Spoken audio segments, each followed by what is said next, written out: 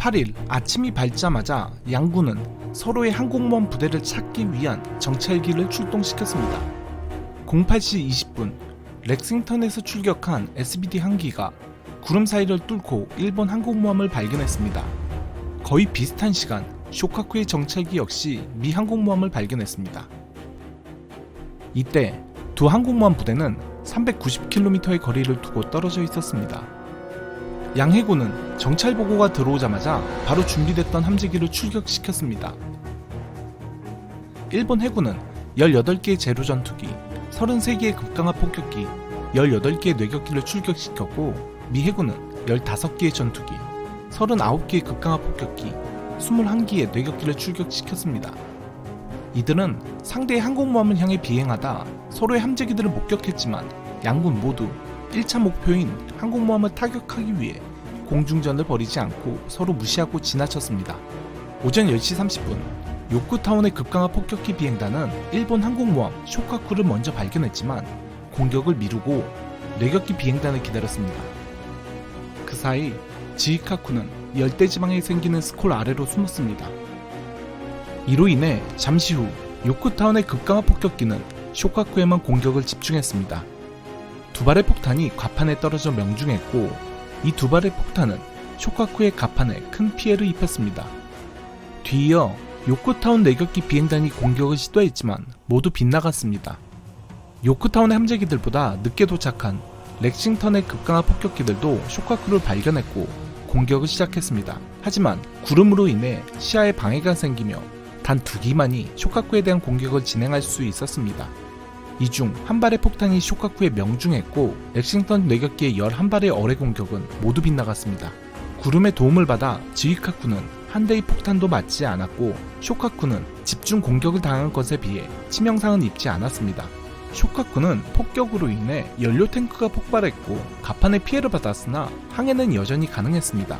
하지만 이 피해로 인해 쇼카쿠에는 더 이상 함재기들의 착함이 불가능해졌습니다. 미 항공기들의 공격은 12시 10분에 이대로 끝났습니다. 미군의 공격이 끝나자 쇼카쿠와 지히카쿠는 함께 북쪽으로 퇴각을 시작했습니다. 한편 일본 함재기들 역시 미 항공모함을 발견했는데 이들을 먼저 맞이한 건 미군의 레이더를 통해 일본 항공기를 감지하고 이들을 마중 나온 9개의 와일드캣이었습니다. 하지만 와일드캣 전투기들은 너무 낮은 고도에서 일본 뇌격기를 기다리고 있다가 머리 위로 지나가는 적 뇌격기를 놓쳤습니다. 일본 뇌격기들은 그대로 미 항공모함에 대한 공격을 시작했습니다. 일본 뇌격기의 지휘를 맡은 시마자키 소령은 쇼카쿠와 지히카쿠의 18개의 뇌격기 중 렉싱턴의 10기, 요코타운의 8개의 뇌격기를 배정했습니다. 요코타운을 향해 4개의 뇌격기가 공격을 시도했으나 모든 어뢰 공격은 빗나갔고 공격 과정에서 2기가 격추되고 공격 대기 중이던 4기 중 1기마저 와일드캣에 격추당하자 살아남은 3개의 뇌격기는 렉싱턴으로 목표를 변경하였습니다. 11시 20분 기존에 배정됐던 8개의 뇌격기와 함께 실시한 공격에서 렉싱턴은 처음 어뢰 공격은 회피했으나 좌인에서 접근하던 어뢰 2발이 모두 명중했습니다. 이로 인해 갑판으로 항공기를 올려주는 엘리베이터가 파괴됐고 유류 저장 탱크가 손상되어 항공유가 함내로 새어나오기 시작했습니다. 그리고 두 번째 어뢰 공격으로 인해 렉싱턴의 엔진은 멈추게 됐습니다. 이번엔 일본 급강화 폭격기의 공격이 시작됐습니다.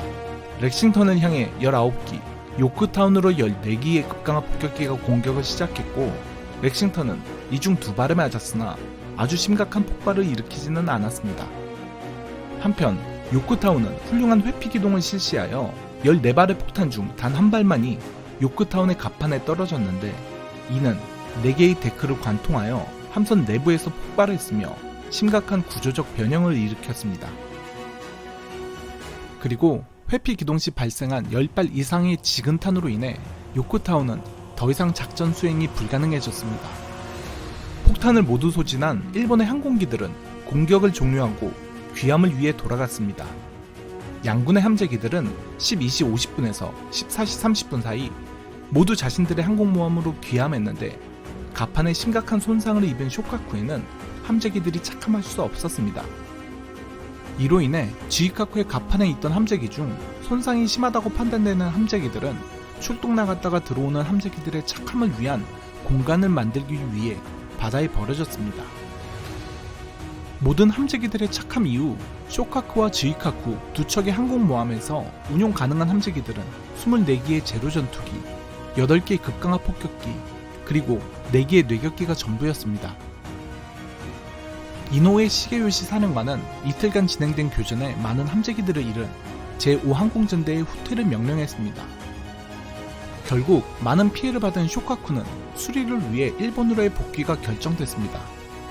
지히카쿠는 함선의 피해는 받지 않았지만 많은 함재기의 손실과 승무원들의 피해로 인해서 쇼카쿠와 함께 일본으로 복귀하기로 했습니다. 이 피해로 인해서 두 항공모함은 앞으로 이어질 일본 해군의 MI 작전, 즉 미드웨이 공습에 결국 참여하지 못했습니다. 야마모토 이소로쿠 사령 장관에게 정말 중요했던 미드웨이 작전에 두 일본 해군 주력 항공모함이 불참하게 됐다는 사실은 미 해군에게 있어 그 무엇보다 중요한 결과였고 일본 해군에게는 가장 큰 손실이었습니다. 두 항공모함이 전장에서 이탈하자 이노우에 시게요시 사령관은 포트 모레스비 침공을 7월 3일로 연기시키는 대신 아직 남은 모든 함선들을 동원해 에모 작전 이후 진행될 예정이었던 아라이 작전을 진행하기로 결정했습니다. 한편 미 해군의 상황도 그리 좋지는 않았습니다. 요코타오는 항해는 가능했지만 한 발의 폭탄이 심각한 손상을 주어 더 이상 작전에 참여할 수 없었고 수리가 시급했습니다. 렉싱턴 역시 폭발로 인해 화재가 났으나 항해는 가능했고 승조원들의 수리가 진행되고 있었습니다. 더 이상 싸울 수 없다고 판단한 플래처 제독은 니미츠 사령관과 메가더 장군에게 퇴각을 알리고 남동쪽을 향해 전장을 이탈하기 시작했습니다. 렉싱턴의 승조원들은 폭탄으로 발생한 화재를 진화하고 수리를 진행 중이었으나 12시 47분 유증기로 인해 폭발이 일어나서 25명의 승조원을 잃었습니다.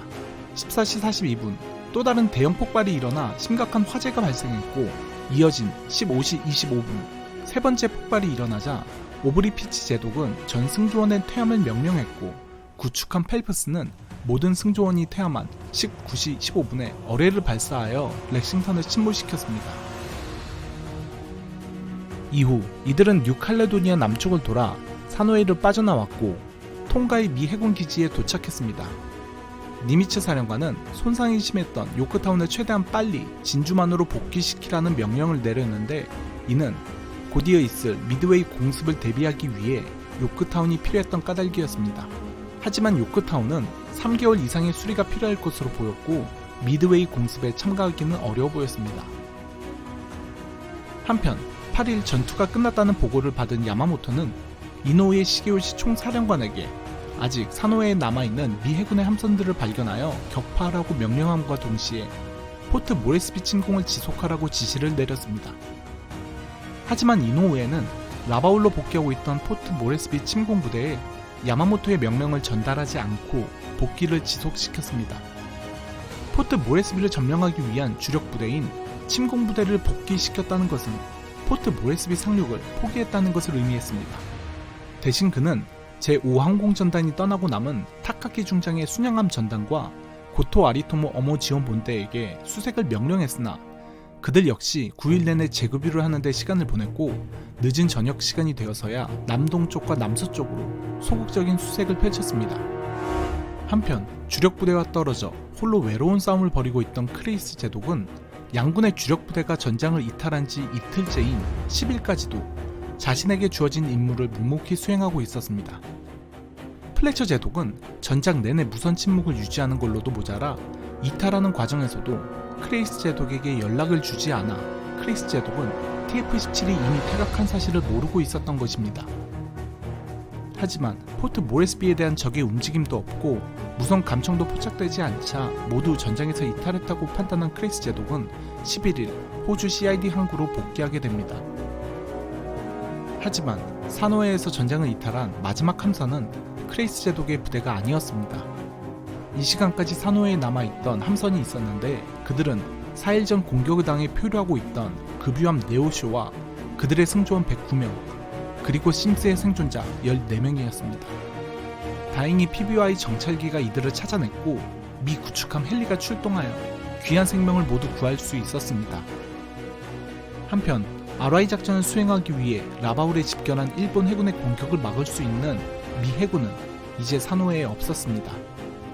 순조롭게 나우루와 오션 아일랜드를 침공하려는 이노우에 시게요시의 작전은 다시 한번 정찰 첩보로 인해서 꼬이게 되는데, 이는 솔로몬 제도 동쪽 약 800km 해상에서 미 해군 항공모함 2척을 발견했다는 일본 정찰기의 보고였습니다. 미 항공모함이 없을 거라 생각했던 이노우에 시게요시는 즉시 RY 작전을 취소하고 모든 함선에 라바울과 트루코 해군 기지로 복귀하라는 명령을 내렸습니다. 일본 정찰기가 포착한 미 항공모함은 바로 뒤늦게 산호해를 향해 출발했던 TF-16의 엔터프라이즈와 호넷이었습니다. 5월 14일 니미츠 사령관은 곧 미드웨이 공습이 있을 거란 첩보를 받고서 TF-16의 진주만으로의 빠른 복귀가 필요했습니다. 하지만 동시에 나우루와 오션 아일랜드를 향한 일본의 RY 작전이 진행될 것이란 사실을 알고 있던 니미츠 사령관은 윌리엄 헐시 제독에게 빠른 복귀를 지시하면서 한 가지 추가 임무를 부여했습니다. 그것은 적 일본 정찰기에게 미 항공모함의 모습을 반드시 노출시키고 복귀하라는 명령이었습니다. 니미츠 사령관의 기지 덕분에 일본군으로부터 나우루와 오션 아일랜드를 지켜낼 수 있었고, 동시에 미드웨이 공습을 대비해 항공모함 또한 빠르게 확보할 수 있었습니다. 산호해전은 이렇게 두 척의 항공모함을 잃은 미 해군의 패배로 끝났지만 결국 포트 모레스비를 지켜내는 데 성공하면서 일본의 전술적 승리와 미국의 전략적 승리로 끝이 났습니다. 이제 태평양에서의 전장은 미드웨이로 향했습니다.